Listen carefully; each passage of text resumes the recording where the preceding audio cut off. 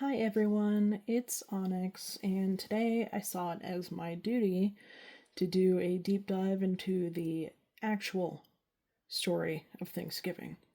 So let's dive into the weird, interesting, and unusual. So, Thanksgiving became a holiday in 1863. Usually people are like, oh, early 1600s, what happened? Uh, Technically, it was made in 1863 by Abraham Lincoln. Just gonna say, I really do not like this man. um, he, everyone's like, oh, he was so progressive at the time. He freed the slaves. When in all actuality, he did that only to earn his place in the White House. So, I thought maybe that was a little interesting tidbit. But he made it in 1863 during the Civil War. It was originally created to piece together the North and South and Native Americans, which makes sense given the Civil War. But just a year earlier, in 1862, there was a massive execution of the Dakota tribe members. So there were the Dakota and the Sioux that were kind of held in literally one, reservations were a thing by this time. So they were kind of held together on an already small plot, which is just imagine going into someone coming into your house and saying it's theirs now. And then when you are like, whoa, what's going on? No, this is my house. They go, okay, you can live in the basement, I guess. Just weird. But enough of that. Sorry. um, Federal agents, because of course it had to deal with government corruption, held food and aid from the Dakota and Sioux um, reservation. Did literally no reason either. It wasn't like they were out of food or there was a shortage or anything. They just kept it from them. Um, and when the Dakota and Sioux tribes were on the brink of death from starvation, they fought back in the Dakota War of 1862. And what ended that war was Abraham Lincoln ordering the hanging of 38 Dakota men. And that's just so, like, I know it's normal for the time, but that literally doesn't, it's wild that people are like, well, it was for the time. It's like, yeah, you know, people still kill each other. And we don't just go, it's sign of the times, it's, I don't know, it's, I've never understood it. Call me old fashioned. Sorry, I have to kind of interlace. I don't want it to come off like I'm laughing or making light of this, but with this you have to laugh or you'll cry, and that's just the facts of it, unfortunately. So he created the holiday 1 year later to bridge the gap between all, basically propaganda into making the government look better. And it was an extra slap in the face, considering the corrupt history and the holiday being about food. Meanwhile, what caused all of this was lack thereof. Just super weird. What is interesting, though, is so that's a bit of a premise, and to kind of fast forward to modern day, many natives do celebrate Thanksgiving by sharing a meal together. That's not just, I mean, I'm gonna be honest, white people food. It's not. It's not just turkey and potatoes and apple pie, stuff like that. It's their native dishes, which it never occurred to me that I've never really thought about the other side, like from a Native American's perspective of what food they would have. Maybe it's because I grew up in a small town. And maybe it should have been earlier that I realized this, because I'm now 27. But it is Thanksgiving today, and I have decided to. We go to my grandparents every year, just down the street. And I'm going to be making a recipe for Three Sisters soup, which the reason it's called Three Sisters is because it's the three like base foods that Native Americans had at the time. And because of all the, corrupted and just not being able to write the history or even speak their language for the longest time, there are the taste remains the same for the most part, but there are different tribes who are like, okay, you use this. But the three basics are corn, squash, and beans. Um, there's a lot of really good food, honestly. But I tried making fried bread the other day. Um, gonna be honest, it's like a much thicker pancake and it has the consistency and weight and airiness to it of funnel cake.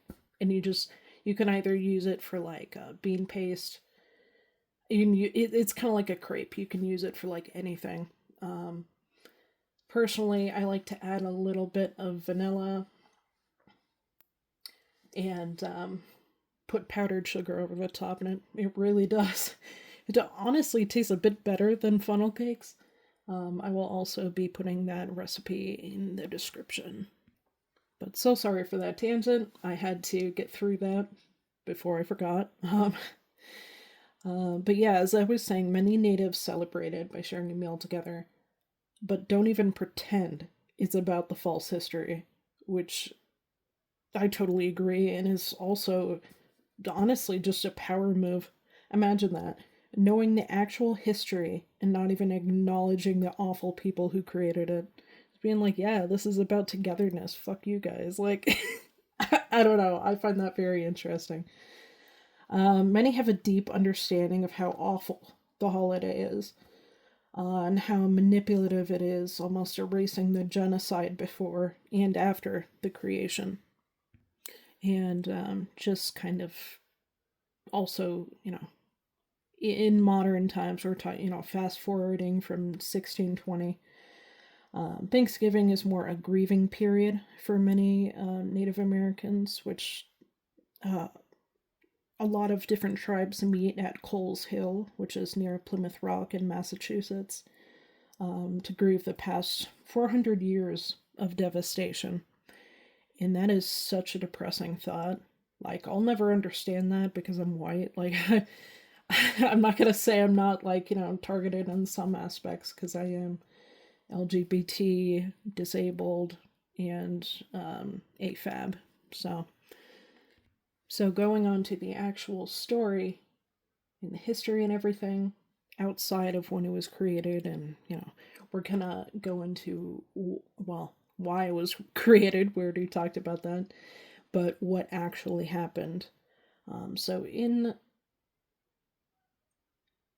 honestly K through 12, the first time I learned about this history was just a couple years ago. Like, you have to go through college and usually go into like some deep history course to even see this, because otherwise, even in senior year of high school, they will tell you the false story of pilgrims being lost due to a storm and finding Plymouth Rock. um, it's again modern day Massachusetts. And that's just factually inaccurate. The weather at the time, they were, it said that they wanted to go to Virginia, but then, Plymouth Rock, this godsend came to them and they were able to like find the shore. And the weather at the time wasn't even, especially on the East Coast, towards like where they were going, no chance of snow, at least at the time. Um, and although the captain of the ship, again, this isn't told, was bribed to go to a different place other than Virginia, their one of their original destinations. Uh, Many of the pilgrims already knew they were going to a place in the US that had, quote unquote, a wonderful plague, so they could settle down with less restrictions and more room. Just gonna let that ruminate in your mind for a little bit. That's a wonderful plague. That's insane. Like, I'm sorry, I usually don't like breaking, I don't want to say breaking character, but, you know, kind of going outside of my emotional range, but that's genuinely insane. Have no idea why they think that that's okay to do. Um, and you can't even say it was for the time because there are still things like this happening today, um, which is very sad to think about. This was in early 1600s, 1620, I believe. And it is now 2025. More than 400 years later, and we are still having this. Not even just in America, but all over. Um, Very devastating, very sad to think about. Um, Sorry, I lost my place. Lost my train of thought. One of the possible places they would have gone to was Guyana in South America. So it was, and it makes sense given it was England because more than half the world has an Independence Day just from them. And that's that, wow. Like, I'm at a loss for words. There was also diseases that at the time Native Americans didn't even have. In fact, there's no record of diseases in the US that affected livestock or because of bad hygiene until the pilgrims came over. So you might hear, oh, we taught them, we we taught them how to be hygienic and, talk like civilized people. You'll hear savages a lot. Disgusting. I hated that I even had to say that. Um, and, it makes sense given it, unfortunately, it makes sense given how world history is taught. When the quote unquote winners of whatever bad thing is happening will write about it and make them sound like they're so good, they're so great. And this isn't just in America, although I am American and I have experienced this firsthand. Um, Someone actually on TikTok was talking about how she went from America to England and stayed in a flat for an abroad study during college. And she asked them on the 4th of July, oh, this is kind of weird because I'm in England, but can I celebrate 4th of July? And they were like, what's that? And she went, the Independence Day. And they said, from who? Just, it's, it's so upsetting. That's why I really find an interest in learning the actual history and not just a bastardized version of it. But there were just kind of grouping them all in one. There were different diseases there were like too many to even count. Honestly, there were so many diseases that were brought over by Northern Europe and England, due to a popular theory at the time that they believed bathing was unhealthy. Imagine not bathing. Like, just like, I can't even go a day without it. Granted, I have OCD, so maybe that has something to do with it. And sensory issues, since I'm ADHD. um, but that's crazy. I mean, just genuinely. I don't know. I don't think I've met anyone who can't go more than a week without bathing. And not only did they not bathe, during this time, they were like literally throwing human and animal feces out on the street. So, of course, with the Black Plague and everything, they brought another. It was a different plague, but it had many of the same symptoms and everything. Imagine having two plagues at the same time because you you just don't want to bathe. That's in like I kind of get it, it was a theory at the time, but that's still flat earth theory is a thing today and I not a whole lot of people, I don't want to say not a whole lot of people believe in it, but a lot of people are like, that's weird. Why do you think that? Like, there's literally scientific facts that can show you that it's not flat. But, and again, snake oils and all that, so it makes sense. What I found interesting, because again, you'll hear this like, oh, we taught Native Americans how to bathe. Not true, just not accurate at all. And in fact, natives tried and failed to teach them to bathe. And apparently their hygiene was so bad that in the first 3 years of the pilgrims of the first couple years, sorry, of the pilgrims arriving, the plague of diseases wiped out 90 to 96% of everyone living in coastal New England. Just let that kind of ruminate. There obviously wasn't as many people there at that time than there is today. But the entire coast being just it like I don't it took me a while to even really digest that because that it was genuinely known. Sorry, I'm just at a loss of words. Um so those that did survive, which the statistics are maybe 1 in 20 people, left and joined further in the US, which spreaded those diseases. And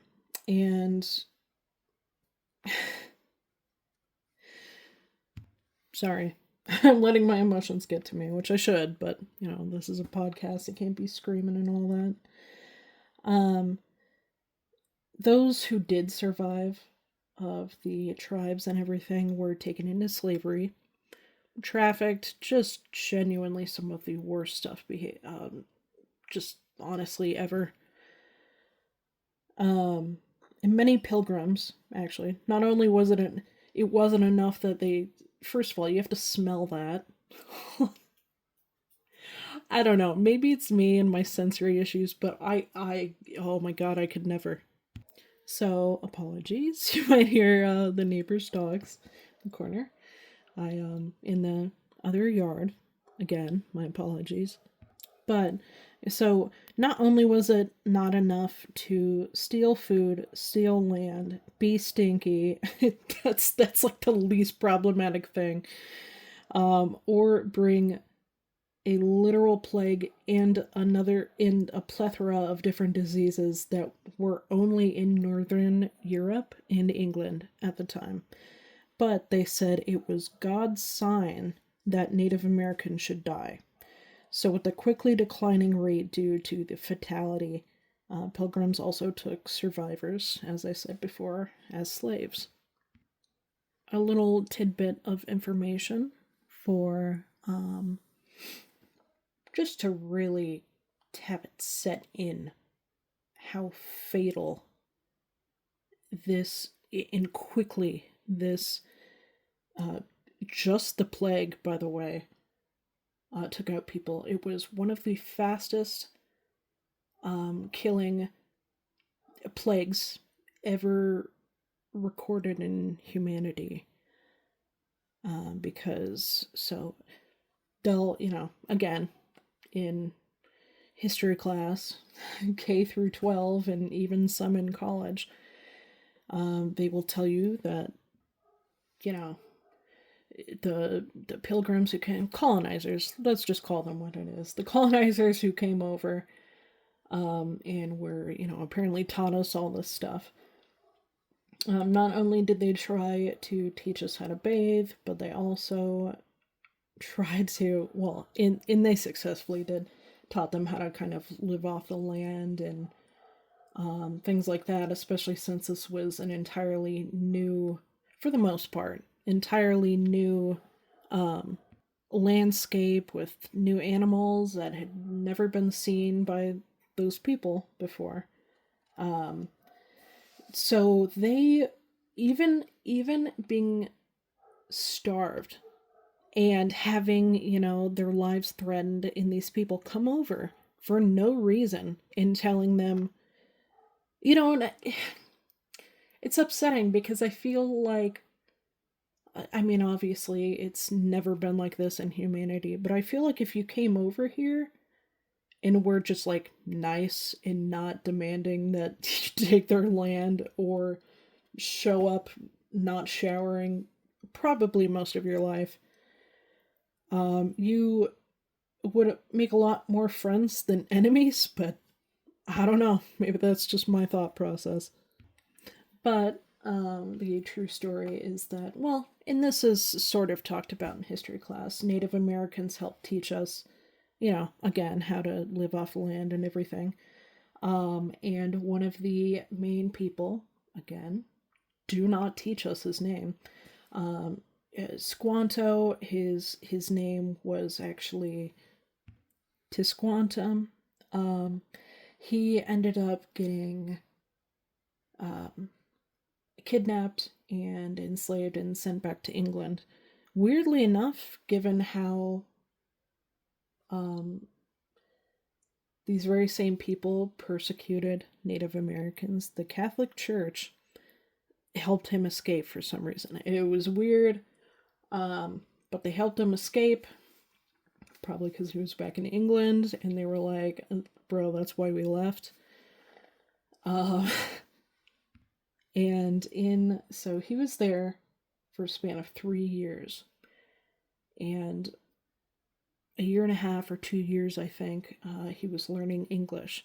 He came back, and in 3 years, only 3 years, his entire tribe was dead. He was the only one left.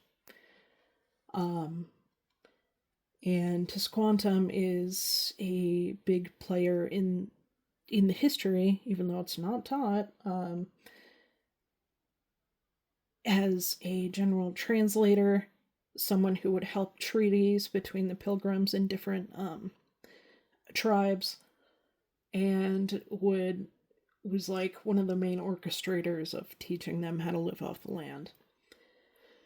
So, I mean, honestly, that must have been devastating. First of all, because you couldn't write to your family or anything. And even if you could, when you come back and everyone's dead, that must have been the most heartbreaking. I mean, honestly, I can't even put into words how awful that is.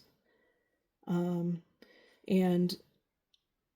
upsettingly enough, due to the like the quick deaths and mass fatality rate, it was discovered and kind of theorized, and then later, not debunked, proven that because of the skeletons that lay just everywhere on the ground, the people who were supposed to bury those tribe members died within the next few days, so they couldn't even bury them before dying themselves. And with more people getting it, I mean, obviously, it will become worse, mutate into different things. We have a plague of our own, as everyone knows, COVID. This was devastating. Imagine COVID times 10. Like, that's the only way I can put it. Kind of, I don't want to say skipping past, kind of going towards, a couple years later, Tisquantum was well established in being a translator, and not just for his Wampanoag tribe, but for different tribes across the U.S. And he went to across the U.S. I think he went back and forth to each coast um, a couple times, and then went throughout England and Spain and I believe France, and was able to kind of teach people about it. Only for imagine being that influential, only for it to just be nothing, just have it taken away, arrested, or not arrested, erased. Sorry. Um, but his whole story is, when he was in one of his pilgrimages. I really shouldn't use that word for him. His his jobs, his gigs, I guess, probably not the right word. Um, he helped the there were further tribes like further in the U.S. of the Wampanoag. So he found another tribe, helped the Pilgrims and the Wampanoag tribe kind of bridge gaps, and they decided, again, it may seem heartwarming, and I'd like to think it was heartwarming. Not everyone's the same. There are good people on both sides. But it was more out of desperation. It was a survival tactic. They, even in the treaty, they were talking about how each side, the pilgrims and the tribal members would look out for each other by like scaring away enemies and stuff. And so they both would protect each other. It was kind of like a vice versa sort of thing. And his new tribe, they were going to the neighboring. Well, they didn't. They did go there, but they. It was very short. It was very brief. They just basically said, "Hey," to this Massasoit tribe. Um, I wouldn't say enemies. They definitely weren't friends. There definitely wasn't a treaty. So they were the main people that the Wampanoag tribe were protecting the pilgrims from. And the pilgrims, had guns blasting and shit. Sorry, I really shouldn't be cussing this much. Um, they would protect each other from different things. And not only would they protect each other, but the pilgrims would also be taught, again, um, during this whole time, they'd be taught how to live off the land. Again, like I said, like 8 times before. And in 1620, the 1620s, I should say, the Pilgrims celebrated their first successful harvest, um, and the natives were like, "Oh, awesome! See, he got this."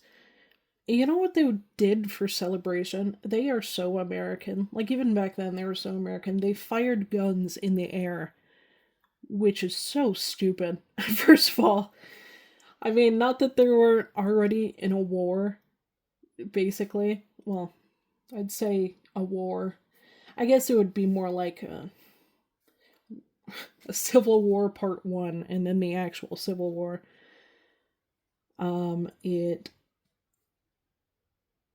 I don't want to say triggered. Not in a, like an emotional way. Well, yeah, but not in, not in a trauma sort of way. Um, the Massasoit tribe to prepare for battle because,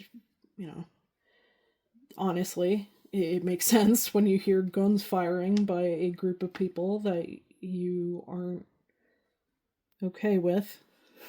um, so they started, getting prepared for battle. And instead of the Pilgrims and the Wampanoag tribe preparing for battle, they decided to celebrate the harvest with a big feast, which is, it's good. It's kind of nice.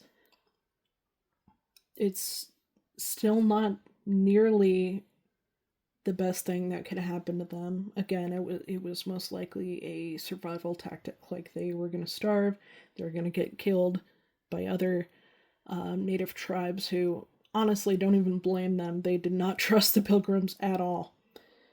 And yeah, so they had that feast and they celebrated, and then 1863, they get another slap in the face. It's devastating. All I can say is learn your history or you're doomed to repeat it. All right, I'll see you guys later. Bye.